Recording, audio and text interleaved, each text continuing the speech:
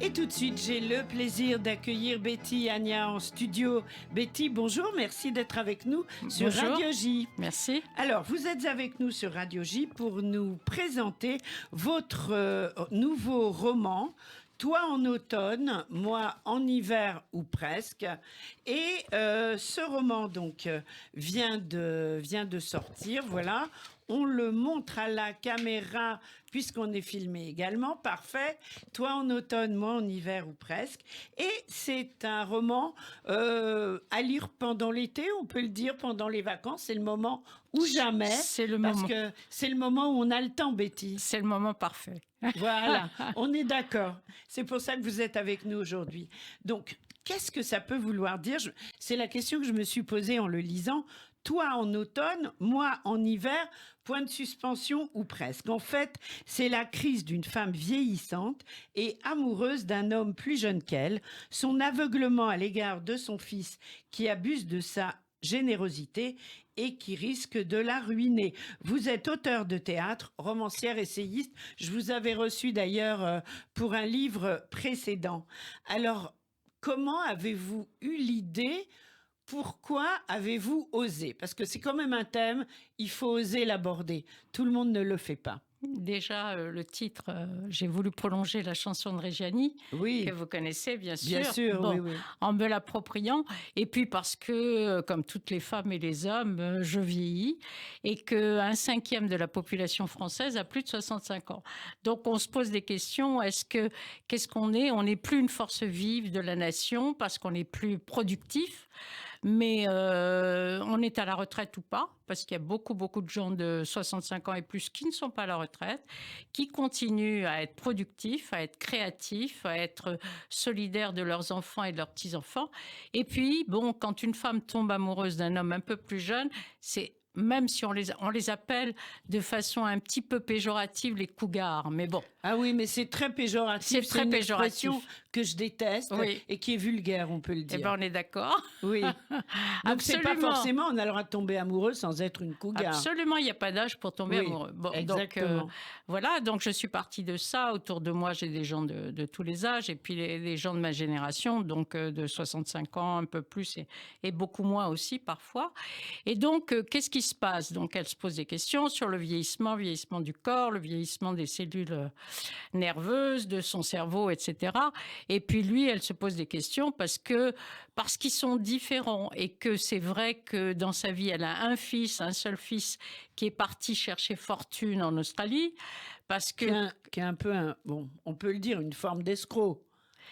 c'est une forme d'escroc, non. Disons que c'est un entrepreneur, oui, qui n'a pas tellement de scrupules et qui, vous diriez, Lise, qui a de la chutzpah aussi. Oui, qui a bien du sûr, culot. beaucoup de chutzpah et beaucoup trop, surtout vis-à-vis de sa mère. Donc cette femme, elle a des problèmes, on peut le dire. Cette femme, elle a des problèmes, mais vous connaissez des gens qui vivent Qui à n'en ont Paris pas. et qui Oui. n'en ont pas. Oui. Voilà. Et à Paris, C'est bon, sûr. c'est difficile de mener une histoire d'amour.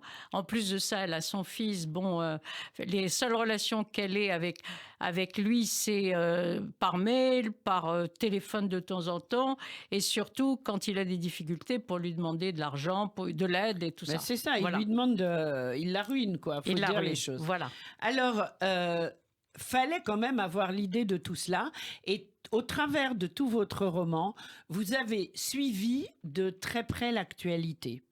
L'actualité, on va dire, de ces 3 dernières années. Quand est-ce que le roman est en train de sortir, hein? Le roman est en train de sortir. Voilà. Bon, il faut savoir qu'un roman, on met 2 à 3 ans pour le faire. Eh ben, ça Et a au commencé, moment, voilà, il y a 3 ans. Ça a commencé il y a 3 ans. Je l'ai terminé il y a pas très longtemps. Il a été édité il y a pas très longtemps, parce qu'il y a toujours un décalage, vous savez. Bien sûr. Après, bien on sûr. est, je veux dire, entre-temps, on est passé à autre chose. Je suis Bien passée sûr. à un autre roman, hein. Oui. Voilà. Oui, l'actualité, pourquoi? Oui, parce que c'est vrai que moi, c'est mon époque qui m'intéresse. Je suis pas tournée vers le passé à dire c'était mieux avant. Moi, je trouve Oui, qu'on oui. vit une époque difficile, mais formidable. On est d'accord. Alors, vous évoquez, par exemple, vous évoquez l'incendie de Notre-Dame. Oui. Ça a été, c'est vrai, un grand choc dans toute la population française. Ouais. Vos héros en sont les témoins. Absolument. C'était important pour vous de les faire témoigner? Bah, je crois qu'on a tous été secoués. On aime Oui. Paris. Moi, je suis parisienne depuis très longtemps. Bon, donc, bah oui, de voir les images à la télévision, même si j'étais pas en direct devant la Notre-Dame, je crois que c'était très Bien sûr. choquant. Hein. Oui, oui. C'est un des piliers. C'est un des piliers de Paris. C'est connu du monde entier. Donc, Oui, il y a c'était choquant. Notre-Dame et la Tour Eiffel, donc on était en choc. Ah, voilà, C'est vrai. absolument. Alors, il y a quelque chose, moi, qui m'a peut-être un petit peu gênée dans le roman, c'est que vous parlez beaucoup des Gilets jaunes. Heureusement, vers la fin, vous dites que quand même, il y a un côté excessif et un peu antisémite Ben, aussi. je le dis, bien sûr. Vous bien sûr. prononcez le mot. Bien En sûr. revanche, vos héros, votre héroïne et ses amis ont l'air un peu fascinés par ce mouvement. Fascinés, je crois pas. Ils participent sont quand au même. début, oui. Non, ils sont à l'écoute. Ils vont à une manifestation par curiosité, Ah, mais ils ne d'accord. participent pas. Et puis quand ils voient les excès qui se produisent avec l'extrême droite et l'antisémitisme, ils se retirent. Non, ils sont D'accord. curieux de savoir parce qu'au début, c'est un peu une forme de révolution, en tout cas de révolte des classes moyennes contre ce qui se passe. Et c'est vrai que, bon, on peut... J'ai pas envie de discuter politique, mais je veux dire, il y a une partie de la population qui se révolte. Et après, bon, ils ont été un petit peu déconsidérés parce qu'il y a eu ces excès. Il y a eu ces excès. Bien sûr. Voilà. Oui. À l'Arc de Triomphe, il y a eu ces excès, les excès antisémites que je désavoue Puis complètement. là, il y a encore des excès. Donc, Absolument. ces dernières Non, semaines, ils sont ça pas... peut pas être dans le roman. Non, c'est mais de la voilà. curiosité. C'est de la curiosité. C'est de la curiosité, Oui, on est absolument. d'accord. Voilà. Oui. Alors, pourquoi cet intérêt pour l'actualité? Écoutez, j'ai une formation de journaliste. J'ai formé des journalistes au centre de formation des journalistes. Je Oui. reste quand même journaliste, même si je suis d'abord romancière et auteure de théâtre maintenant. Bien sûr, hein, oui. voilà. Donc en fait, c'est vous qu'on retrouve au travers du roman. Je l'ai un peu senti et je trouve ça très bien. Je sais C'est pas vos si c'est pôles moi. d'intérêt. Ouais. Ben si. Non, je discutais avec Ilana, votre journaliste, tout à l'heure, avant Oui. de prendre l'antenne. Ah, on va tout savoir. Oui. Non, mais on a discuté très rapidement. Oui. Et je peux pas dire que ça soit moi, Lucille, l'héroïne principale. C'est pas moi du tout. J'ai croisé des portraits. De toute façon, une romancière, elle met quoi? Elle met des sentiments, elle met des émotions, elle met des impressions. Voilà.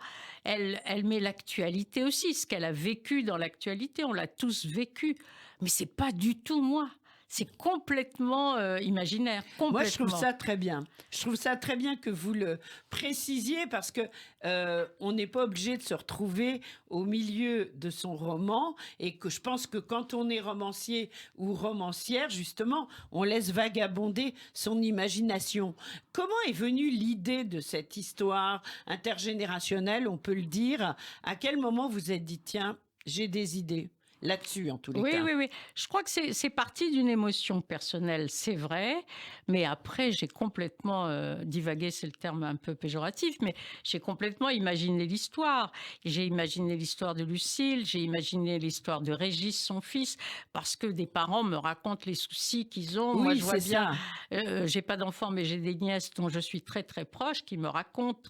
En tant que tante, c'est beaucoup plus. Je suis assez très proche de mes nièces qui ont 20 ans, 30 ans. 40 ans, et qui me racontent leurs histoires, les difficultés dans leur boulot. Donc, je suis assez proche aussi de cette génération jeune. Bien sûr. Mais l'histoire d'amour, je l'ai complètement imaginée. Oui. Je suis partie d'une émotion de femmes qui me disent, voilà, je me sens vieille, il y a un homme plus jeune qui me plaît, puis voilà, j'ai inventé. Bien Après, sûr. j'ai Oui, brodé. oui. Eh ben, vous avez drôlement bien fait parce que c'est vrai que c'est un sujet qui parfois paraît embarrassant en société, entre guillemets, et qui ne devrait pas l'être parce qu'après tout, quand un monsieur de 70 ans se met avec une femme de 45 ans, finalement, on n'en parle pas. Si, on en parle, mais c'est beaucoup. passé dans les mœurs. Voilà, on accepte, c'est passé dans les on mœurs. l'accepte, elle Voilà. est jolie, il est attiré. Alors que le contraire, voilà. C'est vrai que les Macron, par exemple, ils ont osé. Ils Donc, ont est-ce osé. qu'ils ont ils ont permis aux mœurs d'évoluer. Je ne sais pas, mais la société va évoluer. Et est-ce que c'est l'exemple des Macron qui a fait que... Non, c'est pas l'exemple. Non, les Macron, ils ont 25 ans d'écart. Là, ils ont 10 ans d'écart. C'est pas pareil. Non, c'est pas pareil. Mais c'est, comment dirais-je, c'est peut-être ça aussi qui vous a fait réfléchir à ce que vous pourriez en faire. C'est vrai. Mais c'est surtout la crise de la grande maturité, disons. Hein. Oui. Quand on se pose des questions, Méride, mon corps n'est pas pareil, j'ai pas le même regard des hommes sur moi, etc. C'est toutes ces questions qu'on se pose et que se posent plus les femmes que les hommes. Les hommes sont dans le déni de leur vieillissement. Les femmes, non. Elles se posent plus de questions. Oui, c'est vrai, tout à fait. Et on retrouve tout ce questionnement dans votre roman. Toi en automne, moi en hiver ou presque. Alors, quelle est la partie du livre que vous avez peut-être eu le plus de mal à écrire, la partie qui a été la plus compliquée sans dévoiler? Parce que quand j'interviewe une autrice sur son roman, c'est vrai qu'on a envie de dire au public, lisez-le, mais on ne peut pas tout dévoiler, ce serait dommage. La partie la plus difficile, c'est vrai que c'est en tant que maman, enfin mon côté maternel, disons, d'envisager un garçon qui ne se rend pas compte du mal qu'il peut faire à sa mère, qui est une femme sensible, qui est une retraitée plutôt moyenne ou modeste, hein, et il ne se rend pas compte. Et c'est vrai que des personnages comme ça, c'est ce que je disais hier à un ami, les personnages de gens ou dans la finance, etc., qui sont déconnectés du monde réel. Oui. Ils sont dans la finance, c'est des traders, etc. J'en ai croisé un il y a 2-3 jours là chez des amis et je me dis j'aimerais bien creuser encore plus ce portrait. Là, c'est le fils, donc j'ai un petit peu creusé le portrait. C'est un petit Rastignac, quoi. Il veut réussir. Oui. Mais il y a des jeunes ou des moins jeunes qui sont comme ça, qui veulent réussir. Et ça rentre, il se confronte avec sa mère qui n'a pas du tout les mêmes valeurs. Ça existe, voilà. Bien sûr que ça existe. Donc ça a été... Est-ce que ça va faire l'objet d'un prochain roman? Le prochain roman, non. C'est 3 amis qui se retrouvent et qui se retrouvent 30 ans après, qui ont 55 ans et qui sont extrêmement différents. Et qu'est-ce qui les lie, qu'est-ce qui ne les lit pas. Voilà, c'est ça les histoires et la confrontation. Mais alors après, vous avez plein de projets, Betty, donc ce sera peut-être le livre d'après. Oui, il y a aussi ma pièce Clara Malraux. Avec le confinement, ça a beaucoup retardé. Hein, tout au Quand théâtre. Est-ce qu'elle doit sortir? Elle est en train de... c'est un projet, il y a un metteur en scène, il y a une grande comédienne de la société de la comédie française. Bon, mais rien n'est fait. On ne peut rien dire en théâtre, c'est très dur. Vous nous tenez au courant, bien sûr. Oui, bien sûr, avec grand plaisir. Oui, on l'annoncera avec plaisir, vraiment. Merci. Alors, toi en automne, moi en hiver, ou presque, quels sont les compliments ou les critiques qu'on vous a déjà faites? Je crois que vous en avez une, là, de France Culture. Un vrai roman où l'auteur arrive à se mettre dans la peau des personnages qui me trottent encore dans la tête. Et c'est Catherine de la Clergerie, auteure jeunesse, productrice France Culture. C'est beau. Merci, oui, merci à elle et merci à vous. Vous dédicacez, vous faites des salons cet été? Oui, je vais faire des salons, parce que les salons se sont réduits avec le confinement. Pour le moment, il n'y a pas de projet immédiat, mais il y en aura sûrement à partir d'octobre, oui. D'accord. Voilà. Betty, vous êtes déjà allée en Israël? Oui, j'aimerais bien y aller. Là, mais vous êtes déjà allé? Évidemment, 5 fois au moins. D'accord. Ok. Comme on ne peut pas y aller pour l'instant, alors on prend votre livre, toi en automne, moi en hiver ou presque, et puis on part à Tel Aviv avec Omer Adam. Je vous souhaite un excellent été et on va dire que pour se procurer votre livre, on va sur Betty-Anya. Oui, ça c'est mon site. Voilà. On peut aller sur Librinova, on peut le commander sur Amazon, en numérique ou en papier. On peut le commander à la Fnac et dans toutes les librairies de France. Voilà. Super. Et pour avoir des infos, www.betty-anya.fr. On part à Tel Aviv. Allez, on y va ensemble. On y va. Merci.